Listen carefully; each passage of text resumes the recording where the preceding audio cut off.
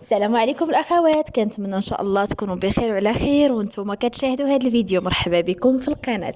اليوم ان شاء الله غادي نشارك معكم طريقه تحضير بشنيخه بطريقه اللي هي سهله وبسيطه وكتجي شيشه كتذوب في الفم.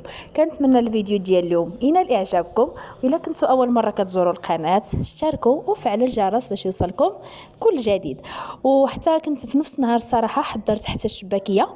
الا بغيتوا نشارك معكم الفيديو خليوها ليا في التعاليق، واخا يعني راني ديجا حاطه الفيديوهات ديال الشباكيه. المهم حبابي تابعوا الفيديو من الاول للاخر، وما ما تنساوش ديروا لايك للفيديو الا عجبكم. وكتشجيع كيف ما وعدتكم غادي نبقى ان شاء الله دابا نشارك معكم كل نهار فيديوهات، وكنتمنى الفيديو ينال اعجابكم. غادي ندوزو لطريقه التحضير.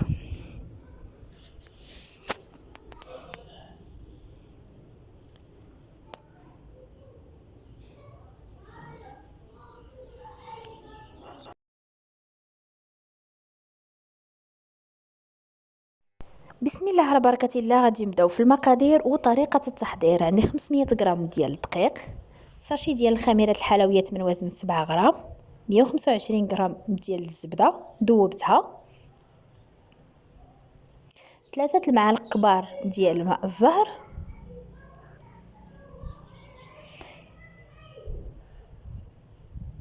كاس ونص ديال الحليب. الا عبرتو بكاس العنبه ديروا كاس ونص. غادي نضيفوا على داك الخليط ديال الزبده، غادي نرجعوه عاوتاني للنار باش يدفى واحد شويه. غندير رشيشه ديال الملحه وغادي نخوي هذا الخليط فوق الدقيق وغادي نعجنهم مزيان.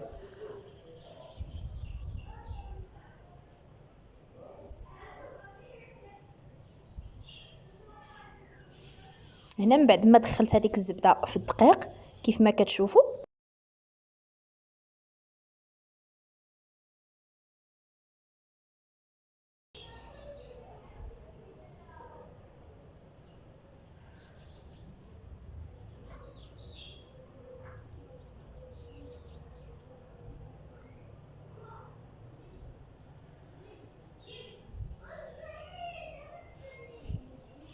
هنا غادي غير نجمعها ماشي ندلكها، كتكون عجينه قاصحه.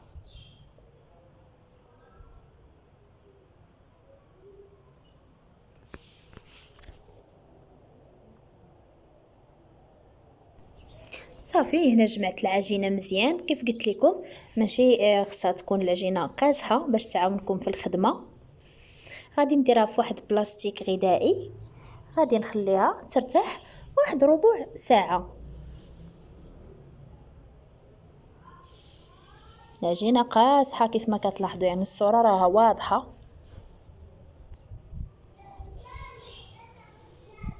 هانتوما حبابي صافي غنديرها في واحد بلاستيك غذائي، غادي نخليها واحد ربع ساعه كترتاح.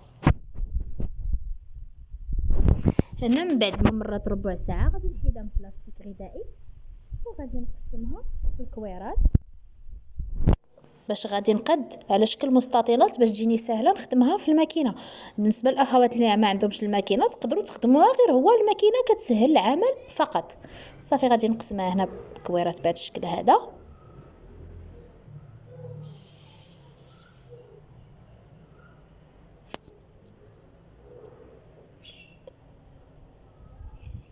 غنقادهم بالمدلك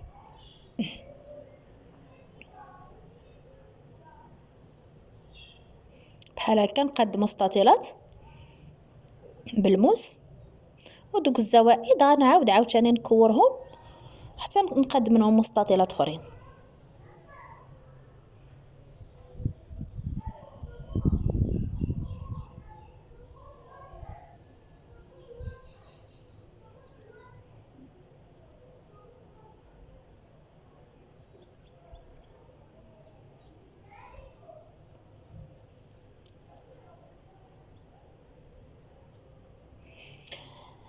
صافي هنايا حبابي من بعد ما قديت المستطيلات ديال العجين كيف ما كتشوفوا هما هادو. انا صراحه عييت، دزت غادي ندير نخدم وانا جالسه، ومن هانيت الماكينه ما كتبغيش تزقى ليا مع البوطاجير، كتزقى ليا مع هاد الطبله ديال الخشب. هنا زكيتها كيف ما كتشوفوا. غادي ندوزها في الرقم ديال 7 ونديرها في 4 وغادي نديرها في 2. وكاين الاخوات اللي عندهم ماكينه العكس، كيكون رقم 1 هو الغليظ ورقم 7 هو الرقيق. المهم كل شوفوا نتوما على حسب الماكينه ديالكم. انا عندي 7 هو الغليظ و1 هو الرقيق. المهم انا غادي ندير فيها جوج باش يجيو دوك الخويطات ما يجيوش غلاظ وكتجيش هشيشه، يعني ما تجيش يعني غلاظه. وعاد غادي ندوزها في الجهه ديال سباغيتي.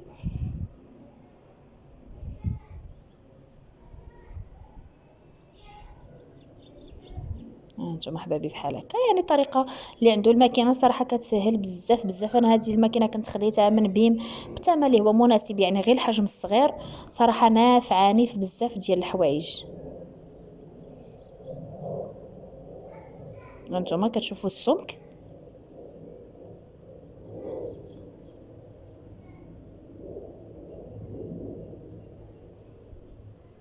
صافي غادي ندوز هنا ندوزها في ديال سباغيتي. وبالنسبه للعجينه راه ما كتزيدوا لا دقيق لا والو، داكشي علاش من الاول خليوها قاصحه باش تعاونكم في الخدمه. لان الا ضفتوا الدقيق فاش تبغيو تقليو يتوسخ لكم داك الزيت، توسخ لكم داك الدقيق. كيجي داك الدقيق لاصق على البشنيخه ديالكم، ما كتجيش مذهبه واللون ديالها زوين، ما فيها لا فرات ديال الدقيق ولا والو. منه يعني من الاول ديروا عجينه قاصحه. ها انتم بحال هكا كيف ما كتشوفوا كنشد في داك الاول، نحاول نسوسها باش يتحيدوا دوك الزوائد بحال هكا صافي، ونسرحها ونبدا غنقطع بهذا الشكل هذا.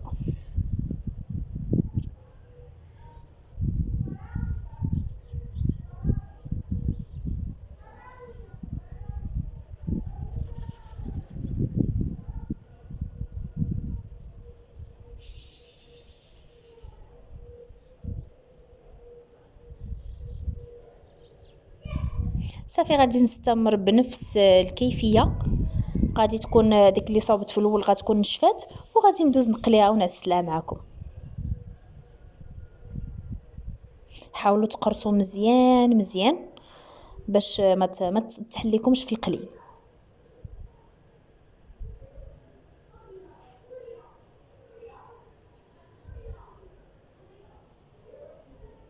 صافي هذا هو الشكل ديالها كيف ما كتشوفوا ما شاء الله. صافي ونبدا كنقطع ونحط في واحد القنت حتى نكمل الكميه كامله. هادوك غادي نجمعهم الاخير نفس الشيء نديرهم على شكل مستطيل ونعاود ندوزهم. هنا كيف ما كتشوفوا بعد ما كملت الكميه تبارك الله كامله، غادي نبدا من هذيك الاولى نبدا نقلي حيت صافي راه نشفات. نبدا من هذيك الاولى نبدا نقلي، ندير الزيت، كتحتاج شويه ديال الزيت، وغادي نقليها ونعسلها. بالنسبه للاخوات اللي بغاو الفيديو ديال العسل راني ديجا شاركته معكم، غنخلي لكم في صندوق الوصف ولا في اول تعليق.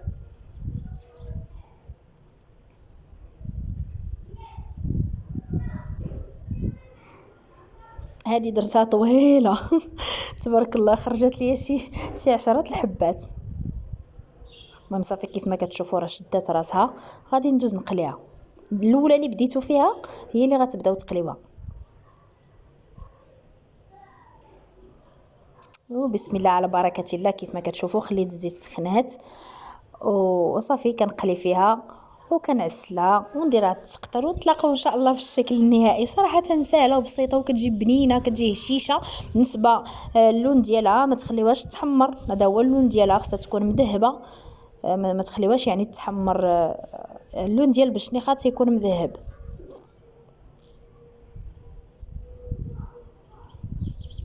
وتعاملوا معها غير بشوي في العسل، راكم عارفين باش ما يتهرسوا لكم هذوك الخويطات.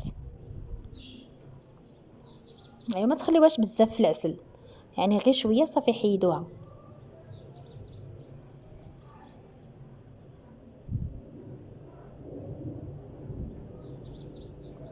وهذا هو الشكل النهائي ديالها. كنتمنى الفيديو ديال اليوم ينال اعجابكم، وكنتمنى ما تبخلوش عليا بلي لايك ديالكم وبالتعليق ديالكم الزوينه. كيف قلت لكم بالنسبه للفيديو ديال الشباكيه الا بغيتو نشاركو معكم خليوها ليا في التعاليق.